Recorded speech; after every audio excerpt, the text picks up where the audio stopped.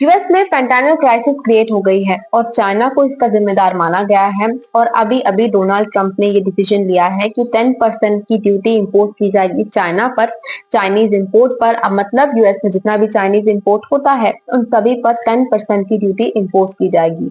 और ये सब हुआ है फेंटानिल क्राइसिस की वजह से, जो कि यूएस में क्रिएट हो गई है, जो यूएस में बहुत हाई लेवल की, ये समझ लीजिए एक बहुत बड़ा थ्रेट क्रिएट कर देगा। Because addiction is not good for any economy to grow. और यूएस की 75% पॉपुलेशन एडिक्शन फेस कर रही है फेंटानिल का। अब फेंटानिल होता क्या है? तो फेंटानिल एक तरह का ओपियोइड होता है, ये सिंथेटिक ओपियोइड होता है और ये ज्यादा पोटेंट होता है मॉर्फिन और हेरोइन से, इसलिए फेंटानिल को ज्यादा क्रिएट किया जाता है। वैसे तो फेंटानिल का यूज एनाल्जेसिक और एनेस्थेटिक के तौर पर किया जाता है, लेकिन जब तक इसका यूज हम ड्रग के तौर पर कर रहे हैं, मतलब दवाई के तौर पर कर रहे हैं, तब तक ठीक है। लेकिन अगर इसका ओवर यूज हो जाए तो इस पे रेस्पिरेटरी इलनेस भी क्रिएट होगी और इससे डेथ भी हो सकती है। चाइना इसको बहुत हाई लेवल पर प्रोडक्शन करता है और यूएस में भेजता है। अब यूएस अथॉरिटीज का कहना यह है कि जो चाइना फेंटानिल भेजता है यूएस में, वो इलीगली भेजता है मेक्सिको के थ्रू।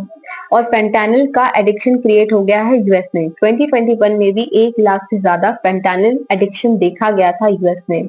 और फिलहाल में कहा जाता है 75% of the population fentanyl addiction face कर रही है यूएस में, जिसने एक फेंटानिल क्राइसिस क्रिएट कर दिया है। अब सबसे बड़ी चीज ये है कि ये जो पर्टिकुलर फेंटानिल है, जिसे ड्रग के तौर पर इस्तेमाल किया जाना था, अब जो फेंटानिल एडिक्शन यूएस में क्रिएट हुआ है, इसमें सिर्फ चाइना जिम्मेदार नहीं है, यूएस का फार्मास्यूटिकल कंपनीज भी जिम्मेदार है। यूएस में जो फार्मास्यूटिकल कंपनीज हैं, वो सभी ज्यादा प्रिस्क्राइब करती हैं फेंटानिल को। अब फेंटानिल का ज्यादा प्रिस्क्राइब करेंगी तो लोग जनरली शुरुआत में इसको यूज करते हैं एक एनाल्जेसिक या फिर एनेस्थेटिक के थ्रू, मतलब एक पेन किलर।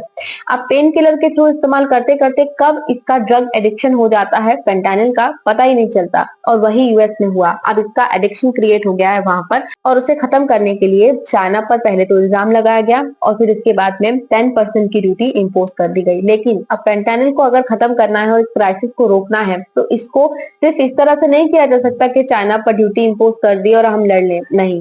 इसमें सबसे ज्यादा इंपॉर्टेंट है यूएस और चाइना का कोऑपरेशन। जब दोनों ही कंट्रीज कोऑपरेट करेंगी तो इस प्रॉब्लम को यूएस में ज्यादा अच्छे से सॉल्व किया जा सकता है। लेकिन चाइना और यूएस में बायलैटरल टेंशन इतने हाई रहते हैं, हमेशा एक वॉर लाइक कंडीशन क्रिएटेड रहती है।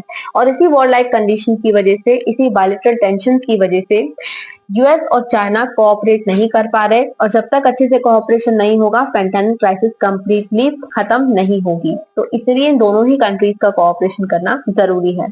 But let's see in the coming times US fentanyl का प्रोडक्शन और उसका जितना भी अब्यूज है उसे कैसे खत्म कर पाता है।